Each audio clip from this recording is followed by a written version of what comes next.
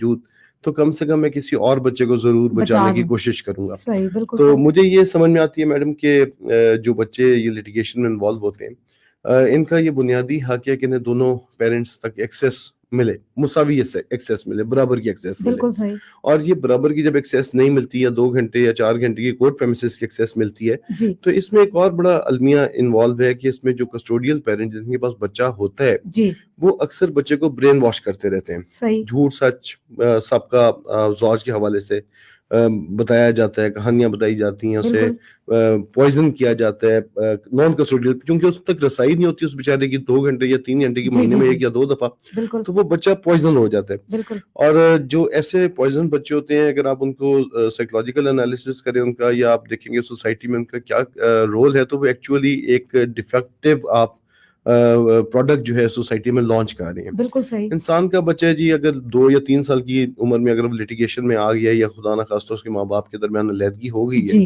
اور وہ علیحدگی تو چلے گی اگلے 10-15 سال. بچے کی عمر بھی 10-15 سال کے بعد, اگر وہ 5 سال کا تھا تو 20 سال کا ہوگا.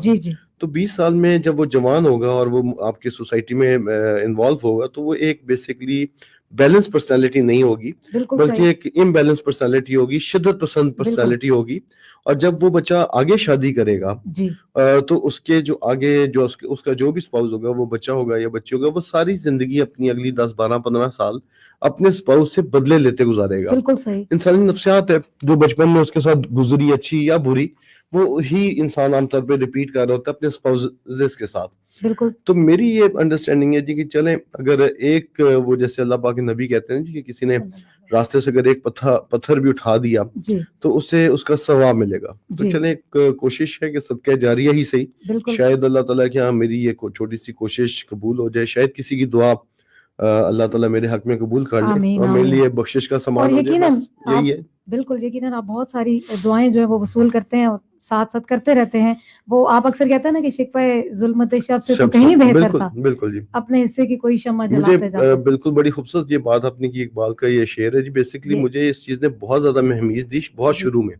جب ہم شروع میں کورٹس میں پیش ہوتے تھے تو سب سے پہلا اکثر ہمیں معزز جوڈیشری کی طرف سوال آتا تھا, بھائی تم نے طلاق دی, اب تم اسے فیس کرو, یا تم نے طلاق کیوں دی. ہمیں تو بہت عرصہ یہ جج صاحبان کو سمجھاتے لگ گیا کہ معزز عدالت کا یہ کام نہیں ہے کہ وہ طلاق کے مسائل یا طلاق کی وجوہات ڈھونڈے, بجائے اس کے ہو گئی طلاق. دیکھیے آپ یہ بات مانیں گی کہ بے شک یہ انتہائی ناپسندیدہ کام ہے. بالکل اللہ رب العزت کے نزدیک طلاق انتہائی ناپسندیدہ کام ہے, لیکن یہ جائز ہے, اسے حرام نہیں ڈکلیئر کیا گیا. اگر 2 زوجین کے مابین نہیں بنی بات, کوئی بڑی بات نہیں ہے, ہوتا ہے. اور ہمارے تمام انڈو پاک کو نکال دیں تو باقی تمام دنیا میں دوسری شادیاں نہ تو معیوب سمجھی جاتی ہیں, نہ ڈیورسز معیوب سمجھی جاتی ہیں. بس صرف آپ نے جو میں سمجھتا ہوں جو ہمیں کرنے والا کام ہے وہ یہ ہے کہ جو طلاق کے اثرات ہیں اس سے اس بچے کو کیسے محفوظ رکھا جائے, یہ سوچنے کا مقام ہے. ہم آج بھی اگر دیکھتے ہیں بہت سارے کیسز میں مجھے اتفاق ہوا کہ 5-7 سال گزر گئے ہیں اور وہ لٹیگیشن میں پڑے ہوئے ماں باپ, اور وہ ایک دوسرے کو نیچا دکھانے کے لیے اس بچے کو, اس بیچارے کا بچپن ضائع کر رہے ہیں, اور صرف اس لیے کہ جس نے طلاق کیوں لی, یا اس نے طلاق کیوں دی, اور اس نے خلا کیوں لیا. اور وہ سمجھنے کی بات ہے, آگے چلیے, زندگی میں اچھا تھا فیصلہ, برا تھا, بہرحال ہو گیا, اس سے آگے نکلیے.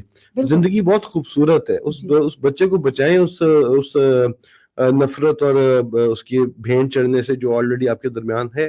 اس کا بچپن بچائیں. دیکھیں آپ مانیں گی میری بہن یہ بات کہ آپ 4 سال 2 سال سے لے کے 5 سال تک کے بچے کو تو گود میں اٹھا سکتے ہیں. میں 2 سال کی بیٹی اٹھا سکتا ہوں, میں 5 سال کی بیٹی ہوں, لیکن 9 سال کی بیٹی کو گود میں نہیں اٹھا سکتا. اور جس قسم کے معاشرے میں ہم رہتے ہیں, میری بیٹی صرف میری ہی بیٹی ہے, وہ آپ کی بیٹی نہیں ہے. انفارچونیٹلی یہ ایک بٹر اور ایک تلخ حقیقت ہے. تو اس چیز کو کون اپریشیٹ کرے گا؟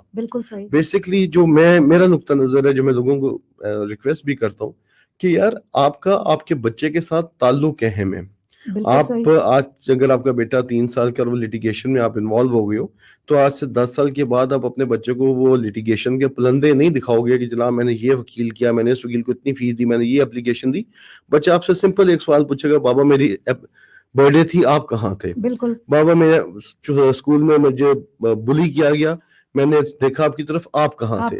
تو وہ انٹر ایکشن جو ہے وہ بچے کا باپ کے ساتھ ہونا, باپ چونکہ نان کسٹوڈیل پیرنٹس کی کثیر تعداد باپوں پہ مشتمل ہے پاکستان میں, وہ اہم ہے.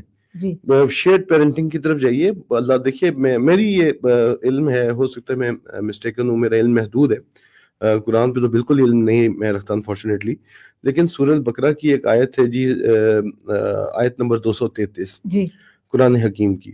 اگر آپ اسے پڑھیں, کافی بڑی آیت ہے دودھ پلانے کے حوالے سے, لیکن اس میں ایک چھوٹا سا اللہ رب العزت نے ایک فلسفہ بیان کر دیا شیئرڈ پیرنٹنگ کا. جی اللہ پاک فرماتے ہیں کہ جی no mother shall be burden for her child and no father shall be burden for his child.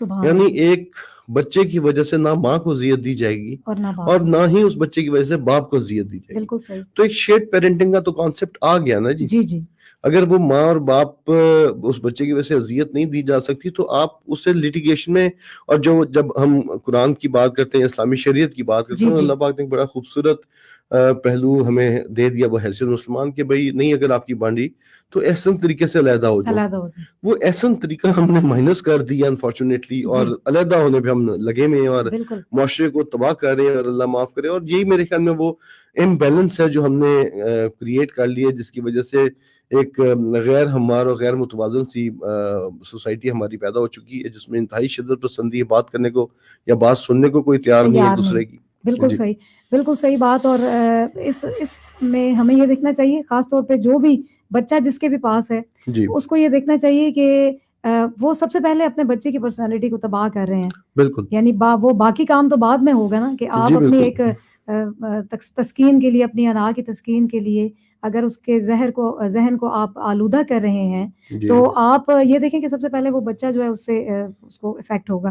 اور یہ بتائیے گا کہ یہ جو بچوں کو کیا جاتا ہے ماں کی طرف سے یا باپ کی طرف سے, کہ تمہاری ماں ایسی تھی, تمہارا باپ ایسا تھا, مجھے اس لیے الگ ہونا پڑا, اور یہ اس بچوں کا ظاہر ہے رویہ پھر کافی حد تک, میں نے خود بھی ایسے لوگ دیکھے ہیں کہ ماں اچھی تھی, وہ بہت ساری مسائل کی وجہ سے اس کو وہ گھر چھوڑنا پڑا, جی اور بچے جو ہیں وہ اس نے عدالت سے رجوع کیا کہ کم از کم مجھے ملنے تو دیا جائے. تو جی وہی آپ نے سارا جو بتایا کہ احاطہ عدالت میں ہی ملاقات جو ہے وہ ظاہر جج صاحب نے جب کہہ دیا تو وہ لانا پڑا. لیکن وہ بچوں کو اتنا پوائزن کر کے لائے کہ وہاں پہ وہ ماں کے قریب ہی نہیں آ رہے, دوڑ دوڑ کے ادھر جا رہے ہیں. جی بالکل. یہ ایک اتنا بڑا المیہ ہے جس کے اوپر ہماری جوڈیشری کو اس پہ کام کرنے کی ضرورت ہے. جی اب مثلا میں آپ کو اسسٹنس کے لیے بتاتا چلوں کہ پاکستان میں 4 لاز ہیں جو فیملی میٹرز کو ڈیل کرتے ہیں. جی ان میں سب سے پہلے گارڈین وارز ایکٹ ہے 1890 کا, صحیح. پھر 1961 کا فیملی کورٹس آرڈیننس ہے, ٹھیک. پھر فیملی کورٹس ایکٹ 1964 ہے, پھر فیملی کورٹس رولز 1965 ہے. صحیح. کوئی ایک دفعہ ان لاز کی, چاروں قوانین کی کوئی ایک دفعہ ایسی نہیں ہے جو اس چیز پہ دلالت کرے کہ یہ بچے کی نان کسٹوڈیل پیرنٹ سے ملاقات